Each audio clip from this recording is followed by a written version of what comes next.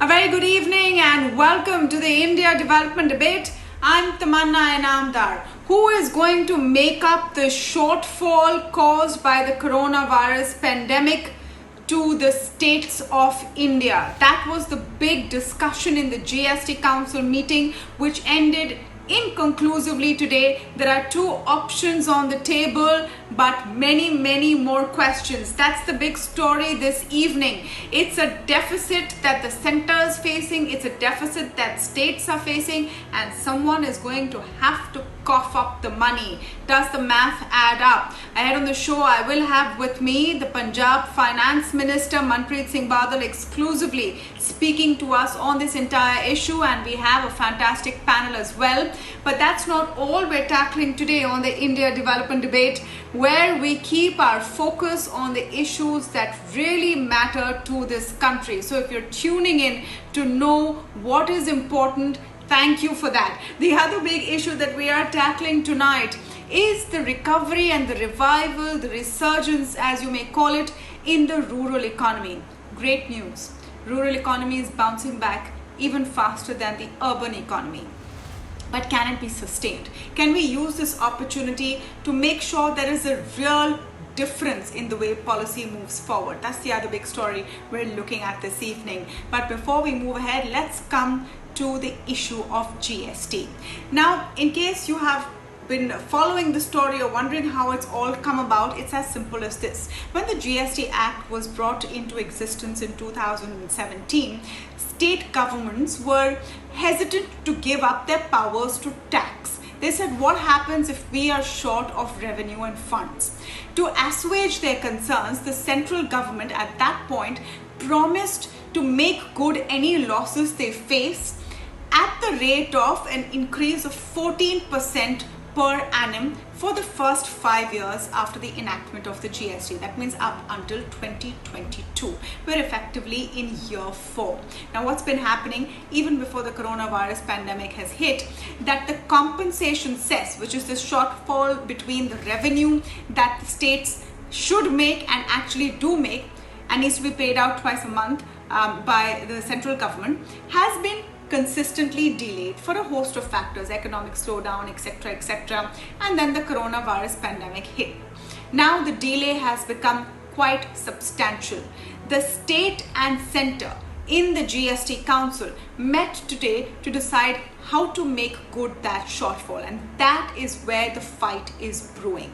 The state governments say that it's the center's job to pay them their compensation because that's what the act says. The center says that this is an act of God. We are going to have to find solutions. There are two options on board. A short while ago, I spoke with Punjab Finance Minister Manpreet Singh Badal on those two options. Listening to what he had to say. The entire foundation of GST was built on the promise that if there were to be any GST deficit for any center would make good the loss, at least in 5 years. And, doubts have started creeping in whether the center is legally eligible for compensation or should states borrow on their own to make good the shortfall. It's one thing to say that there is no money available for compensation. It's an entirely different thing to say that there is no commitment to pay compensation. So, the meeting started with AG's opinion of what can be done, what can be done. Then there was a presentation, COVID is an act of God. What if there was no COVID? How much would... So there seemed to be some kind of a trust deficit in the way this meeting, it took about 5 hours to even come to some kind of conclusion. We're really not happy with this conclusion. And when you said that we're going to come back in 7 days, it's precisely because the finance ministers are answerable to their cabinets and to their legislatures. And this, and at least Punjab tried to give them quotes of empowered committee meetings, the minutes and all. We took them through that the spirit in which this whole foundation of GST was laid was that in case there is a shortfall, Government of India must make good. So we are not happy with this solution. This is a solution which is being thrust on us. And by saying that the states can borrow, compensation cess will continue post 2022, and then we will be paying, whatever we've taken now after 2 years. It's basically like trying to mortgage your future earnings to live for today, because eventually, once this cess goes, or the compensation cess, this would have reverted back to the state's kitty and, of course, the government of India's kitty. So really not a very good solution.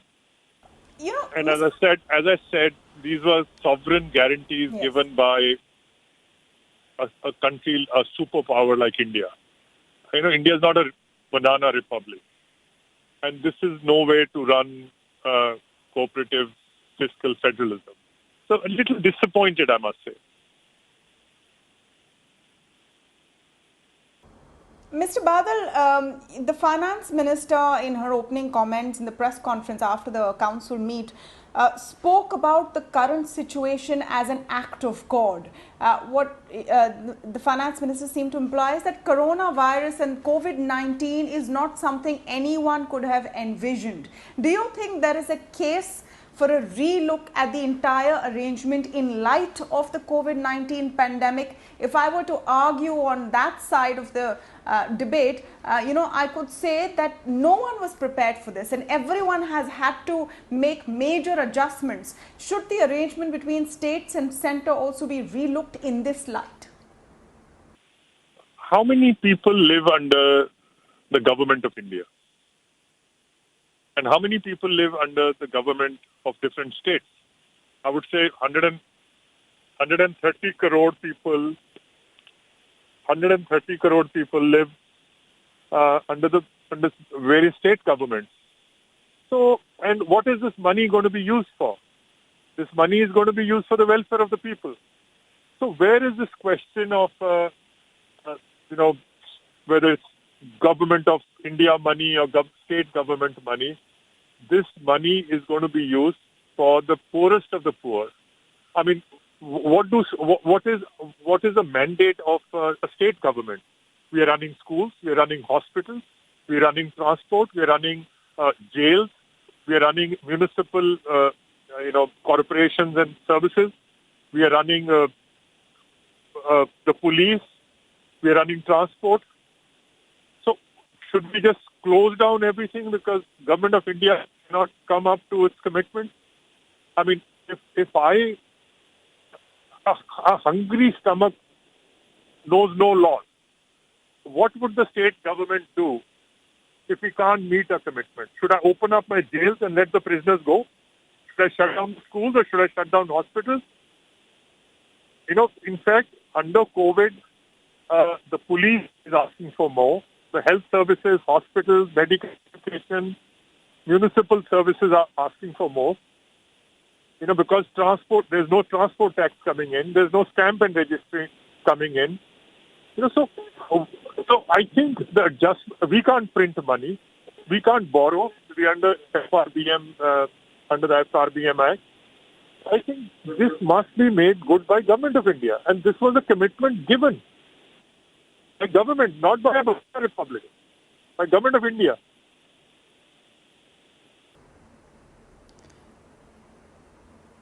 So, you spoke about the FRBM Act. There is a proposal to give a further 0.5% relaxation in the FRBM Act. Will that not be helpful?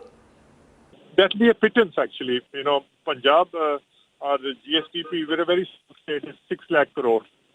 So, 0.5% would mean 3,000 crore. And, most of your listeners would not know that Punjab, we lost 25% of our entire tax base when we switched from VAT to GST. Because we used to tax all the food grains which used to be exported out of Punjab. We had a VAT on that. We were given at that time a solemn assurance that even though you're losing a quarter of your entire tax base, government of India will make good the shortfall for 5 years. And by that time, you will be strong enough to take care of yourself.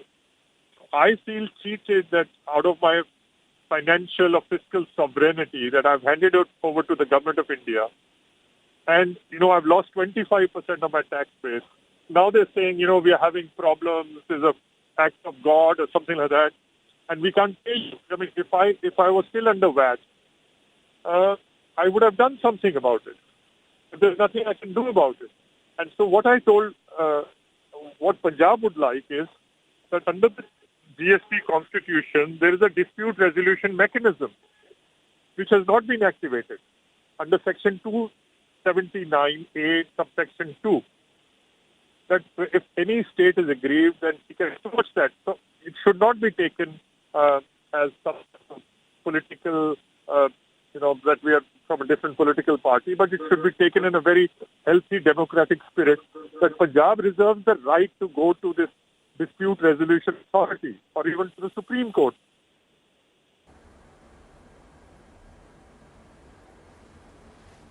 Is that an option you are mulling over, sir? If I could just ask you very specifically, are you mulling a legal route or a legal option if there is no, a clear solution after the 7-day period is up?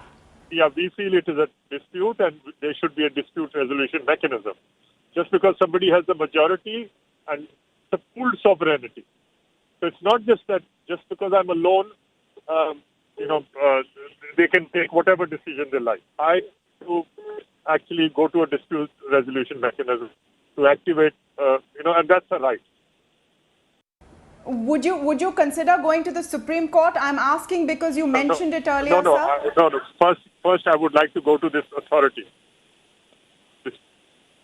Under GST law, I would first like to, right. go and. I just have one more question. Yes, I just have one more question for you, Mr. Badal.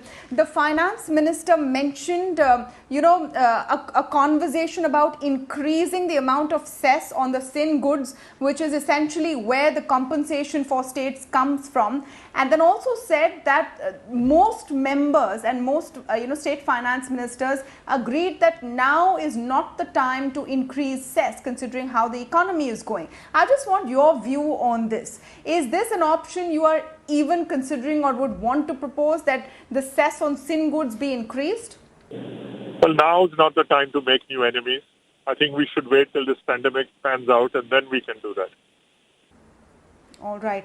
Thank you so much, Mr. Badal, for speaking with us here at ET Now.